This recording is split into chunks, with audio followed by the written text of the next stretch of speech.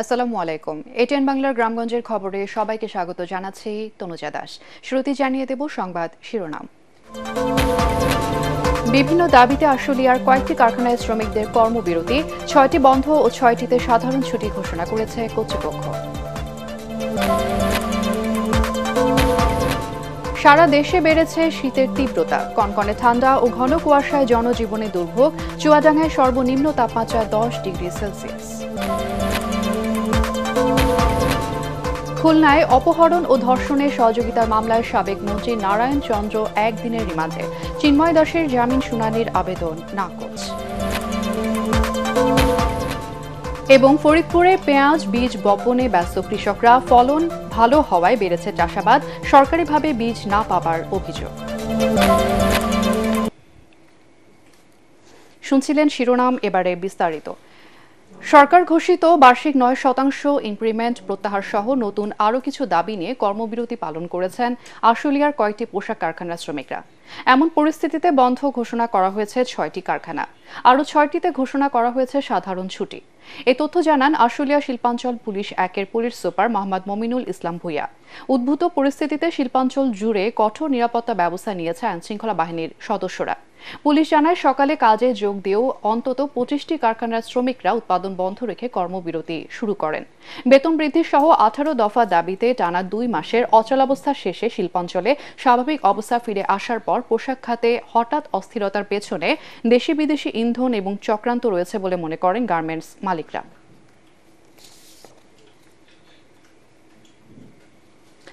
রাজধানী সহ সারা দেশে বেড়েছে শীতের তীব্রতা। চুয়াডাঙ্গায় সর্বনিম্ন তাপমাত্রা রেকর্ড করা হয়েছে 10.2 ডিগ্রি। বেশি ভোগান্তিতে খেটে খাওয়া ও নিম্ন আয়ের মানুষরা। বিভিন্ন জেলায় হাড় কাঁপানো ঠান্ডার পাশাপাশি ঘন কুয়াশায় হেডলাইট জ্বালিয়ে চলাচল করছে যানবাহন। এছাড়া হাসপাতালগুলোতে বেড়েছে শীতজনিত রোগীদের ভিড়। জেলা প্রতিনিধিদের পাঠানো তথ্য ও চিত্র নিয়ে আরও জানাচ্ছেন ফারহিন ইসলাম টুম্পা। পৌষের আগেই শীতে কাঁপছে হিমালয় কন্যা খ্যাত জেলা পঞ্চগড়। কয়েকদিন ধরে মিলছে না সূর্যের দেখা। 10 থেকে 13 ডিগ্রির ঘরে ওঠানামা করছে তাপমাত্রার পারদ। দিনের বেলাতেও হেডলাইট জ্বালিয়ে চলছে গাড়ি, ব্যাহত হচ্ছে জীবন জীবিকা। বৃহস্পতিবার চুয়াডাঙ্গায় দেশের সর্বনিম্ন তাপমাত্রা রেকর্ড করা হয়েছে 10.2 ডিগ্রি। একদিনের ব্যবধানে তাপমাত্রা কমেছে 4 ডিগ্রি সেলসিয়াস। হিমেল হাওয়ার সাথে বৃষ্টির মতো ঝরছে কুয়াশা। অনেকেই খড়কুটো জ্বালিয়ে শীত নিবারণের চেষ্টা করছেন। সবচেয়ে বিপাকে দিনমজুর ও খেটে খাওয়া মানুষ। ঠান্ডা কাম কাজ করতে পারি না, ঠান্ডাতে আগুন তাপেছি, বাচ্চা কাচ্চালার অসুখ হচ্ছে, ডায়রিয়া, নিউমোনিয়া। কুয়াশা আর 5-7 দিন থেকে মনে করেন কোনো সূর্য দেখা যায় না। নওগাঁয় ঘন কুয়াশায় ঢেকে আছে পথঘাট। হাড় কাঁপানো শীতে জীবনযাত্রায় নেমে এসেছে স্থবিরতা। শীতের সঙ্গে পাল্লা দিয়ে বাড়ছে শীতজনিত রোগবালাই। ঠাকুরগাঁওয়ে বেড়েছে শীতের প্রকোপ। 3 দিন ধরে সূর্যের দেখা না মেলায় রাস্তায় মানুষের চলাচলও কিছুটা কমেছে। দরিদ্র মানুষের শীত মোকাবেলায় সরকার থেকে 1000 কম্বল ও 15 লাখ টাকা দেয়া হলেও তা প্রয়োজনের তুলনায় কম বলে জানায় জেলা প্রশাসন। কুয়াশা খুব, ঠান্ডার জন্য কিছু দেখা যায় না, ঠান্ডা খুব পড়তেছে। এই সময় তো শীত বেশি, ঠান্ডা খুব। সরকারি শীত বস্ত্র তো কিছু পাইলাম না। ইতোমধ্যে আমরা 15 লক্ষ টাকা পেয়েছি শীত বস্ত্র ক্রয়ের জন্য এবং 1000 কম্বল পেয়েছি সংশ্লিষ্ট মন্ত্রণালয় থেকে। সেগুলো উপজেলা ওয়ারি বিতরণ হয়ে গিয়েছে। আর বেসরকারি পর্যায় থেকেও কিছু শীত বস্ত্র পাওয়া গিয়েছে, সেগুলো বিতরণের কাজ চলছে। জয়পুরহাটেও জেকে বসেছে শীত। কৃষকরা মাঠে কাজ করতে গিয়ে পড়ছেন বিপাকে। এদিকে তীব্র কুয়াশার কারণে গত রাতে সদর উপজেলার কোমরগ্রাম এলাকায় দুর্ঘটনার শিকার হয় একটি যাত্রীবাহী বাস। তবে এতে হতাহতের ঘটনা ঘটেনি। এছাড়া ঘন কুয়াশায় পাটুরিয়া, দৌলতদিয়া ও আরিচা কাজিরহাট নৌরুটে ফেরি চলাচল ব্যাহত হচ্ছে। ফারহিন ইসলাম টুম্পা, এটিএন বাংলা। খুলনায় অপহরণ ও ধর্ষণের সহযোগিতা মামলায় সাবেক ভূমি মন্ত্রী নারায়ণ চন্দ্র চন্দকে একদিনের রিমান্ডে নিয়েছে পুলিশ। দুপুরে মামলার তদন্তকারী কর্মকর্তা 5 দিনের রিমান্ডের আবেদন জানালে শুনানি শেষে খুলনার মেট্রোপলিটন ম্যাজিস্ট্রেট আদালত 1-এর বিচারক রাকিবুল ইসলাম একদিনের রিমান্ড মঞ্জুর করেন। এর আগে কড়া নিরাপত্তায় নারায়ণ চন্দ্র চন্দকে কারাগার থেকে আদালতে নেওয়া হয়। গত 6 অক্টোবর ঝিনাইদহের মহেশপুর সীমান্ত দিয়ে ভারতে পালানোর সময় নারায়ণ চন্দ্র চন্দকে আটক করে বিজিবি।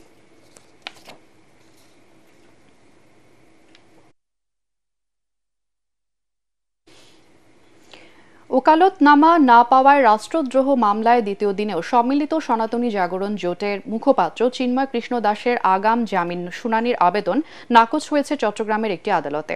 সকালে চট্টগ্রাম মহানগর দায়রা জজ সাইফুল ইসলামের আদালতে জামিন আবেদন জমা দেন সুপ্রিম কোর্টের আইনজীবী রবীন্দ্র ঘোষ। আদালত আবেদন গ্রহণ করে দুপুরের পর শুনানির জন্য সময় ধার্য করেন। চিন্ময় ব্রহ্মচারীর মামলা লড়তে ওকালতনামা জমা দেয়া চট্টগ্রামের আইনজীবী সুমিত আচার্যকে উপস্থিত করতে পারেননি আইনজীবী রবীন্দ্র ঘোষ। তাই শুনানির আবেদন নথিভুক্ত করে আদালত এই দিন ধার্য করেন। এর আগে গতকাল বুধবার চিন্ময় কৃষ্ণ দাসের হয়ে মামলা লড়তে আদালতে 3টি আবেদন করেছিলেন ঢাকা থেকে আসা আইনজীবী রবীন্দ্র ঘোষ, কিন্তু তার ওকালতনামায় আসামি পক্ষের লিখিত কোনো আবেদন না থাকায় সব নাকচ করে দেন আদালত। চট্টগ্রাম জেলা আইনজীবী সমিতির নেতারা জানান, আইনের বিধান মতে শুনানির সুযোগ না থাকায় ধার্য তারিখ আগামী 2 জানুয়ারি শুনানির জন্য আবেদন নথিজাত করেন আদালত। রাষ্ট্রদ্রোহ মামলায় গত 26 নভেম্বর থেকে চট্টগ্রাম কারাগারে আছেন চিন্ময় কৃষ্ণ দাস। আলোচিত এই মামলার কার্যক্রম ঘিরে চট্টগ্রাম আদালত প্রাঙ্গণে নিরাপত্তা ব্যবস্থা জোরদার করা হয়। যেহেতু বিজ্ঞ আদালতের আইনের বিধান মতে যেহেতু কোনো পাওয়ার ছাড়া এই মামলা শুনানি করার সুযোগ নাই, সেই কারণে ওনার পিটিশনটা নথিভুক্ত রাখছেন, নথিতে রাখছেন। ওর ধার্য তারিখটা ফিক্সড আগামী 2/1/2025 তারিখ ধার্য তারিখে শুনানির জন্য রাখা হয়েছে। উনি আইনের ভুল ব্যাখ্যা দিয়েছেন। উনি মূলত ওকালতি করতে আসেননি, উনি এসছেন রাজনীতি করার জন্য। আপনারা জানেন উনি চেয়েছেন একটা অবস্থা সৃষ্টি করার জন্য, দেশে অস্থিতিশীল অবস্থা সৃষ্টি করার জন্য। একবিংশ শতাব্দীর চ্যালেঞ্জ মোকাবেলায় আধুনিক ও যুগোপযোগী প্রশিক্ষণের মাধ্যমে দেশ মাতৃকার সেবায় কোর অফ ইঞ্জিনিয়ার্সের সদস্যদের সবসময় প্রস্তুত থাকার আহ্বান জানিয়েছেন সেনাবাহিনীর প্রধান জেনারেল ওয়াকারুজ্জামান। সকালে নাটোরের কাদিরাবাদ সেনানিবাসে কোর অফ ইঞ্জিনিয়ার্সের কর্নেল কমান্ড্যান্ট সম্মেলনে তিনি এই আহ্বান জানান। সম্মেলনে দেশ ও জাতি গঠনে ইঞ্জিনিয়ারিং কোরের গৌরবজ্জ্বল ভূমিকার প্রশংসা করে পেশাগত দক্ষতা বৃদ্ধির উপর জোর দেন সেনাপ্রধান। সেনাবাহিনীর ঊর্ধ্বতন কর্মকর্তারা অনুষ্ঠানে উপস্থিত ছিলেন।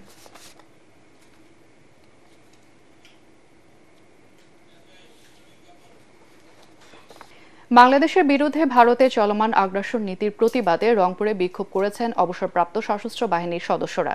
দুপুরে তারা নগরীর পাবলিক লাইব্রেরি মাঠে সমবেত হন এবং সেখান থেকে বিক্ষোভ মিছিল নিয়ে বিভিন্ন সড়ক প্রদক্ষিণ করেন। পরে রংপুর প্রেসক্লাবের সামনের সড়কে সংক্ষিপ্ত সমাবেশে বক্তব্য রাখেন সংগঠনের রংপুর অঞ্চলের আহ্বায়ক অবসরপ্রাপ্ত কর্নেল নেয়ামুল ইসলাম ফাতেমি, সদস্য সচিব অবসরপ্রাপ্ত মেজর ATM মুস্তাফিজুর রহমান এবং যুগ্ম আহ্বায়ক মাস্টার মোহাম্মদ আমিন। বক্তারা স্বাধীনতা, সার্বভৌমত্ব, অখণ্ডতা এবং নিরাপত্তা রক্ষায় দেশপ্রেমিক ছাত্র, সেনা ও জনতার বৃহত্তর ঐক্যের ডাক দেন।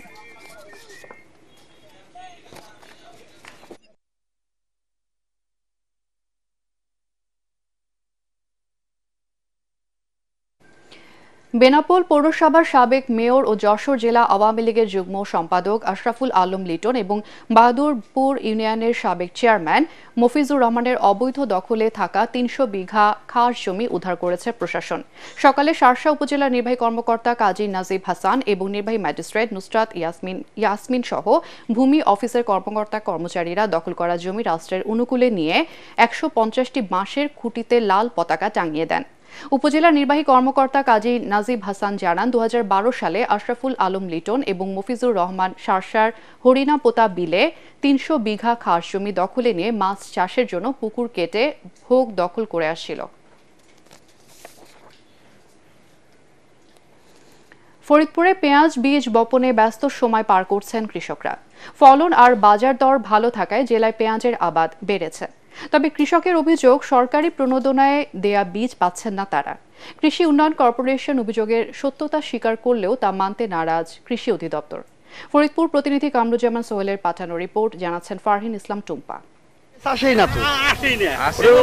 দেশের দ্বিতীয় বৃহত্তম পেঁয়াজ উৎপাদনকারী জেলা ফরিদপুরে মুড়িকাটা, দানা ও হালি এই 3 ধরনের পেঁয়াজ আবাদ হয়ে থাকে। বর্তমানে হালি পেঁয়াজ রোপণ ও বীজতলা তৈরির কাজ চলছে। সরকারি অনুদানের বিএডিসির তাহেরপুরি বীজ পেয়েছি, এটা বীজ ফেলাইছি, বীজটা খুবই সুন্দর গজাইছে। 3 বিঘা বই লাগাইছিলাম, অনেক পেঁয়াজ পাইছিলাম আমি, দামও ইনশাআল্লাহ ভালো পাইছি। এবার পেঁয়াজ আরো বাড়াই দেব। এবার উৎপাদন বাড়াতে প্রতি বছর সরকারি প্রণোদনার বীজ দেয়া হলেও এবছর অনেকেই তা পাননি বলে অভিযোগ কৃষকের। আবার প্রণোদনার বীজ পেলেও কাঙ্ক্ষিত মাত্রায় চারা না গজানোয় ক্ষোভ জানান অনেকে।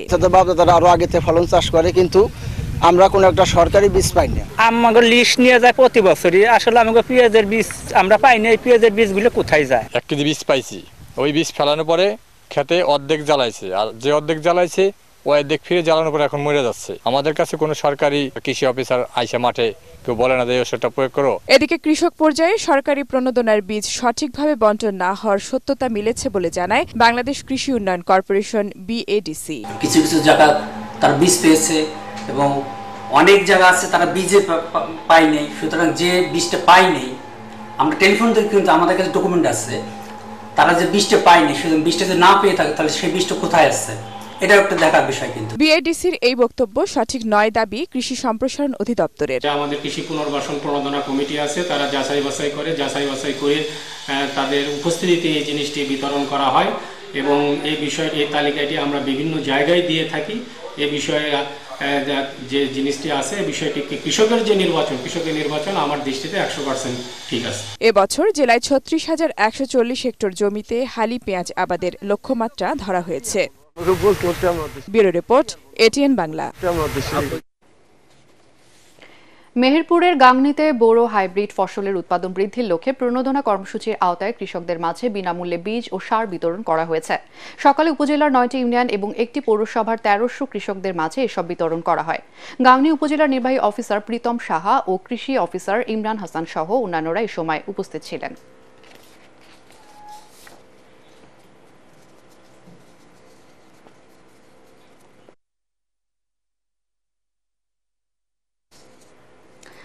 আন্তর্জাতিক নৌশিক্ষার প্রতিষ্ঠান রংপুর মেরিন একাডেমির 22-23 শিক্ষাবর্ষের তৃতীয় ব্যাচের শিক্ষা সমাপনী কুচকাওয়াজ অনুষ্ঠিত হয়েছে। জেলার পীরগঞ্জ একাডেমি মাঠে কুচকাওয়াজ শেষে ক্যাডেটদের সালাম গ্রহণ করেন নৌ পরিবহন মন্ত্রণালয়ের সিনিয়র সচিব মোহাম্মদ ইউসুফ। এ সময় নটিক্যাল এবং ইঞ্জিনিয়ারিং ক্যাডেটদের গ্র্যাজুয়েশন প্যারেডে একাডেমি কোর্স সম্পন্ন করা 45 জন সমুদ্র যোদ্ধা অংশ নেন। এবছর রংপুর একাডেমি থেকে সব বিষয়ে সর্বোচ্চ কৃতিত্বের জন্য কমান্ড্যান্ট স্বর্ণ পদক পেয়েছেন 58 ব্যাচের ক্যাডেট ক্যাপ্টেন আবু হানজালা। আর সব বিষয়ে অধিক নম্বর প্রাপ্ত কুতুবুদ্দিন ও মহিউদ্দিন জাকারিয়া পেয়েছেন রৌপ্য পদক।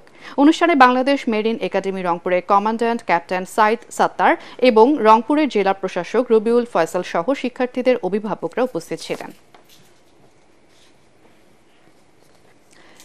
বাংলাদেশ বিরোধী ভারতীয় আগ্রাসনের প্রতিবাদে জয়পুরহাটে মানববন্ধন করেছে জেলা নাগরিক কমিটি।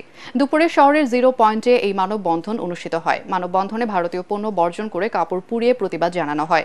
জেলা বিএনপির যুগ্ম আহ্বায়ক আব্দুল ওয়াহাব, জেলা যুবদলের সাবেক আহ্বায়ক শারনেয়াজ কবির শুভ্র, বিএনপি নেতা মতিউর রহমান এবং জেলা তাঁতি দলের সিনিয়র যুগ্ম আহ্বায়ক দেলওয়ার হোসেন এ সময় বক্তব্য রাখেন।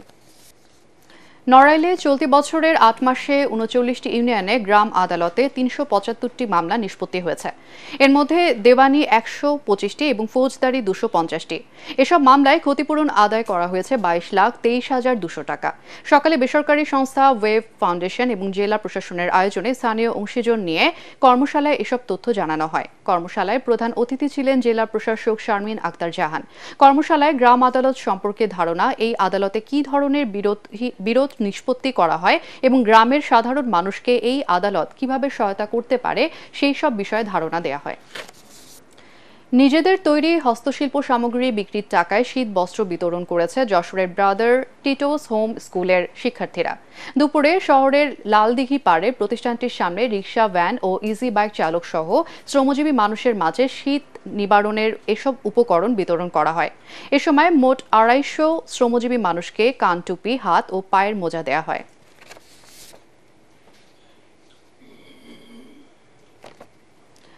নাটোরের বড়াইগ্রামে অনুষ্ঠিত হলো নারী ফুটবল টুর্নামেন্ট। স্থানীয় একটি স্বেচ্ছাসেবী সংগঠন এই টুর্নামেন্টের আয়োজন করে। উপজেলার কামারদহ উচ্চ বিদ্যালয় মাঠে সিরাজগঞ্জ বনাম নাটোরের গোপালপুর একাদশের মধ্যে অনুষ্ঠিত খেলা নির্ধারিত সময়ে গোলশূন্যভাবে শেষ হয়। পরে টাই ব্রেকারে সিরাজগঞ্জ একাদশকে হারিয়ে গোপালপুর একাদশ চ্যাম্পিয়ন হয়। খেলার শেষে চ্যাম্পিয়ন ও রানার আপ দলের মধ্যে ট্রফি বিতরণ করেন বড়াইগ্রাম উপজেলা নির্বাহী অফিসার জান্নাতুল ফেরদৌস।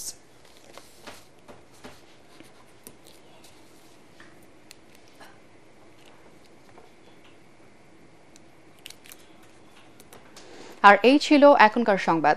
আমাদের ATN বাংলার সংবাদ ইউটিউবে দেখতে ব্রাউজ করুন youtube/ATN Bangla News।